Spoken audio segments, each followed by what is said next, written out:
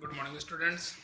Class 10th आपका chapter जैसा कि कारतूस के बारे में मैंने कल बताया कि किस प्रकार से अवध का नवाब जो था वजीर अली, उसने अपने जीवन में किसी भी प्रकार से अंग्रेजों को अपने राज्य पर हावी नहीं होने दिया, क्योंकि अपने पिता आसिफुद्दौला के द्वारा उसे सीख मिली थी कि अंग्रेजों को किस भारत से बाहर निकालने की कोशिश की जानी चाहिए। उसने खुद ने प्रयास किया, साथ में उसके पुत्र वजीर अली ने भी इस प्रयास को आगे बढ़ाया। इसी श्रृंखला में उसने अपने साथ साथ एक संयुक्त मोर्चा बनाने की कोशिश भी की। जैसा कि मैंने कल आपको बताया था कि टीपू सुल्तान, अवध के नवाब का भाई शमशुद्दौला, शाह जमा, अफगानिस्तान का बादशाह, इन सब की मदद से लेकर एक ऐसी टीम बनाना चाहता है जिसके द्वारा हो सकता है कि हिंदुस्तान से अंग्रेजों को बाहर निकाल फेंके। प्रयास भी करता है। उसकी बहादुरी के कारनामों को सुनकर रॉबिन हुड की याद आती है, क्योंकि हालांकि वो चोर था लेकिन फिर भी अंग्रेजों के अमीरों से लूट कर गरीबों को वो लौटा था। और इसीलिए उसको कितना ही पुलिस पकड़ने की कोशिश करती, लेकिन वो दिलेर और बहादुर था, जो पकड़ में नहीं आता। ठीक वैसे ही वजीर अली की बहादुर उसके साहसिक कारनामे थे। अब है क्वेश्चन आंसर। फर्स्ट है, कर्नल कालिंज का खेमा जंगल में क्यों लगा हुआ था? आंसर है, कर्नल कालिंज का खेमा वजीर अली को गिरफ्तार करने के उद्देश्य से जंगल में लगा हुआ था। कर्नल को संदेह था कि वजीर अली जंगल में कहीं छिपा होगा। बरसों से वह पूरी फौज की आंखों में धूल झोंक रहा था, जंगलों में अपने घोड़ों थोड़े से आदमियों के साथ भटक रहा था, फिर भी वह फौज के हाथ में नहीं आ रहा था। यहाँ पे जैसा कि पहले बताया, कर्नल कालिंज है, वो उसे पकड़ने के लिए तैयार है और उसके पीछे एक पूरी की पूरी फौज लेकर घूम रहा है, लेकिन कितना ही प्रयास कर, लेकिन वो उसे पकड़ने में असमर्थ था। सेकंड, वजीर अली से सिपाही क्यों तंग आ चुके थे? आंसर है, सिपाही वजीर अली से तंग आ चुके थे क्योंकि हफ्तों से डेरा डालने और उसे ढूंढने के बावजूद भी वजीर अली पकड़ाई में नहीं आ रहा था। वे जंगल जंगल रहते परेशान हो गए थे। यहाँ पे जैसा कि काफी लंबा समय गुजर चुका था और वो उसका पीछा कर रहे थे, लेकिन फिर भी उनके पकड़ में नहीं आ रहा था। नेक्स्ट क्वेश्चन थर्ड, कर्नल ने सवार पर नजर रखने के लिए क्यों कहा? कर्नल ने सवार पर नजर रखने के लिए इसलिए कहा ताकि वह देख सके कि सवार किस दिशा की तरफ जा रहा है। वह सवार वजीर अली का कोई दूत या जानकार या कोई साथी हो सकता है। यहाँ पे जैसा कि उसे विश्वास था कि कोई ना कोई गद्दार होगा जो अंग्रेजों के साथ मिलकर वजीर अली को गिरफ्तार करवाना चाहता होगा, इसलिए उस सवार पर नजर रखने की बात कही गई। नेक्स्ट फोर, सवार ने यह क्यों कहा कि वजीर अली की गिरफ्तारी मुश्किल है? आंसर है, सवार ने ऐसा इसलिए कहा क्योंकि सवार स्वयं वजीर अली था। वह एक जाबाज सिपाही था जिसे अंग्रेज अधिकारी साधारण सवार समझ रहे थे।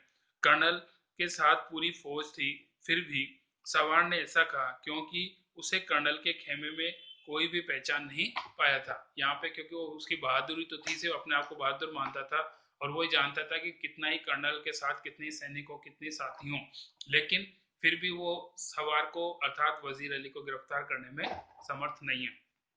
नेक्स्ट क्वेश्चन, वजीर अली के अफसाने सुनकर कर्नल को रॉबिन हुड की क्यों याद आ जाती है?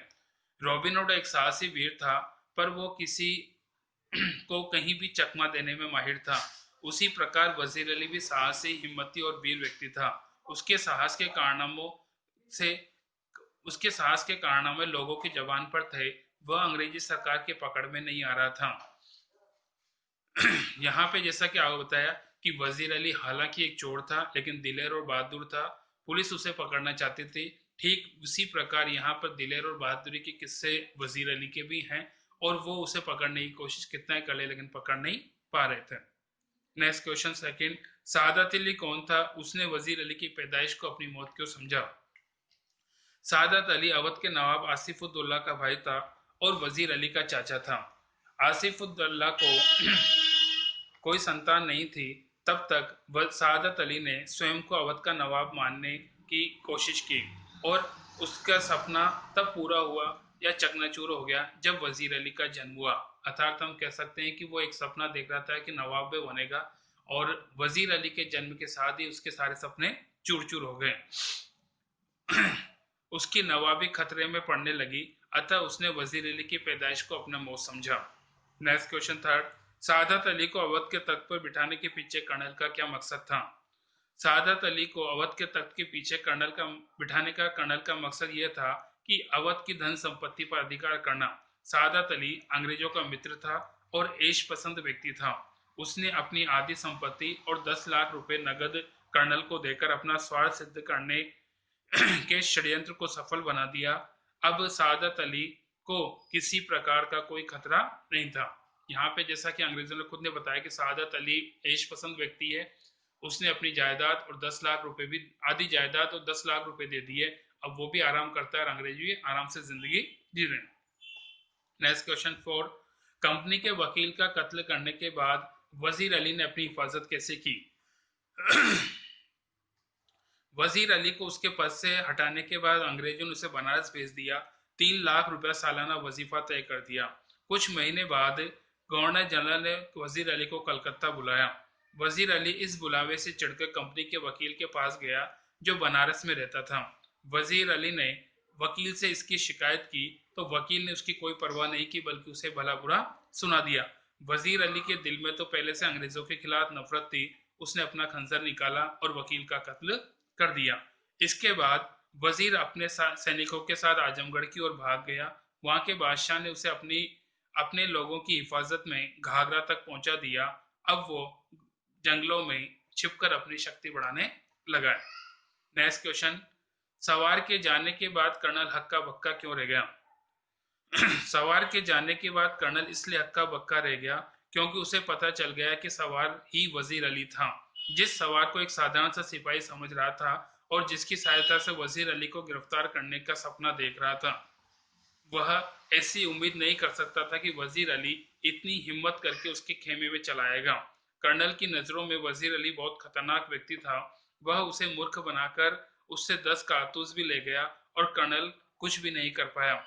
वह जिस वजीर अली को पकड़ने के लिए दलबल सहित पड़ा था वह वहां आया भी और चला भी गया, फिर भी कर्नल उसका कुछ नहीं बिगाड़ पाया। नेक्स्ट, लेफ्टिनेंट को ऐसा क्यों लगा कि कंपनी के खिलाफ सारे हिंदुस्तान में एक लहर दौड़ गई है? लेफ्टिनेंट को कर्नल से पता चला कि वजीर अली से पहले कई बार इस प्रकार के विद्रोह कर चुके हैं। दक्षिण में टीपू सुल्तान, बंगाल के नवाब का भाई शमशुद्दौला भी उनके खिलाफ है और सब ने कंपनी के विरुद्ध अफगानिस्तान के बादशाह शाह जमा को आक्रमण का निमंत्रण दिया है। ऐसा देखकर लेफ्टिनेंट को आभास हुआ कि कंपनी के खिलाफ सारे हिंदुस्तान में विद्रोह की लहर दौड़ गई है। वजीर अली ने कंपनी के वकील का कत्ल क्यों किया? यहाँ पे जैसा कि आपको पहला क्वेश्चन था उसी से रिलेटेड है। वजीर अली को अंग्रेजों ने बनारस भिजवा दिया और 3 लाख रुपया सालाना वजीफा तय कर दिया। कुछ महीनों बाद गवर्नर जनरल ने उसे कलकत्ता बुलाया। वजीर अली वहां नहीं जाना चाहता। उसने कंपनी का वकील जो बनारस में रहता था उससे शिकायत की। उसने उसकी शिकायत को अनसुना कर दिया और उसे भला बुरा सुना दिया। वजीर अली का स्वाभिमान को चोट लगी और उसके मन में अंग्रेजों के खिलाफ पहले से नफरत थी। उसने अपने खंजर से वकील का काम तमाम कर दिया। नेक्स्ट बात,